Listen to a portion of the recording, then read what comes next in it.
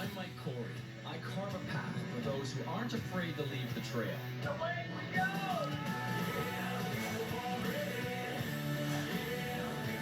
It looks incredible and you're not going to want to miss it.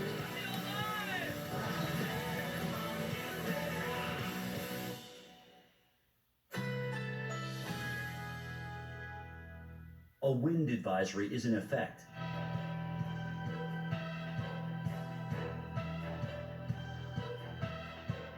Currently in our area, 56 degrees under cloudy skies.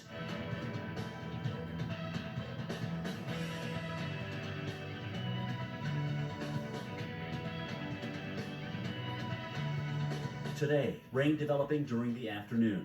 Thunder possible, high 65. Chance of rain, 80%. Tonight, cloudy. Periods of rain early, low 37. Sunday, a mainly sunny sky, high 47. Here's our 7-day outlook.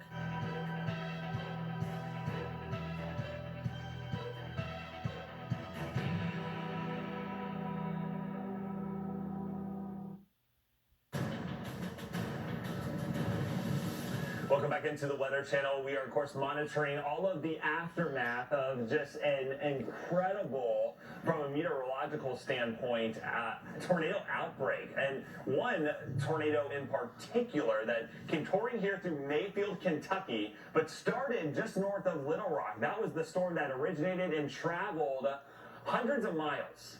This could set the record for the longest tracked tornado. It is a big deal. Usually tornadoes are very short-lived.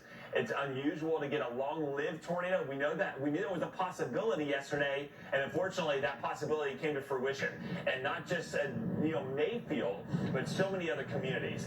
Temperatures are much colder this morning, and it's still windy. And we're going to hold on to that brisk wind. So if there are structures that are, not fully taken down, but that are unstable, they could come falling down, even in winds like 30 miles per hour that we could still see today because of that front that came through and is bringing in that cold northwesterly wind. I want to show you the water tower. If you're a Mayfield resident, have family or friends who have lived here, what you see behind me, this is what used to be the water tower in the city.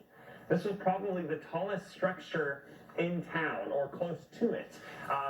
And it's barely up over 15 feet now. And this is a massive tower. I don't know if you've been up close to a water tower before, but this thing is massive. Look at this. The city of Mayfield, Kentucky, established in 1823. Their motto, discover our hidden treasures. Yeah, hidden treasures right now. The national spotlight is on Mayfield for the tornado.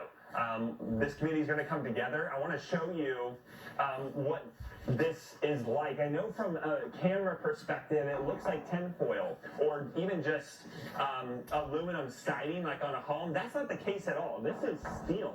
This is steel about a 1/4 inch thick, and it is literally mangled like you would think of aluminum foil.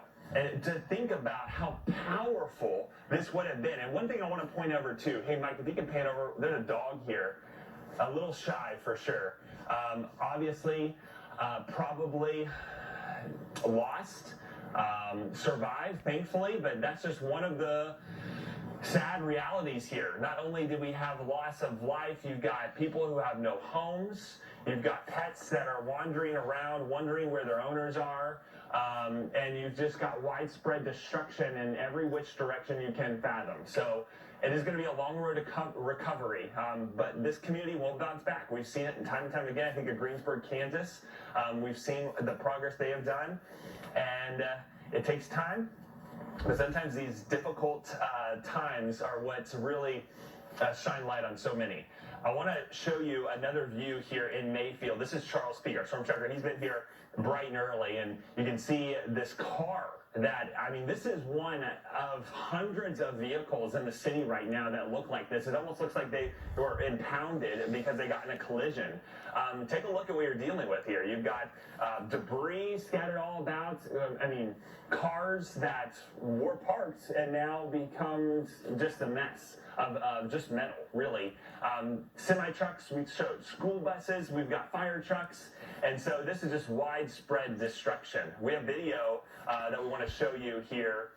This, I think, is out of Mayfield, of some of the destruction that, again, we're still piecing together everything that's been going on. But so that's the latest here in Mayfield, Kentucky. We're going to continue to kind of work our way through the city and see what else is there. Widespread devastation, and the volume of this is going to be remembered for decades and generations to come.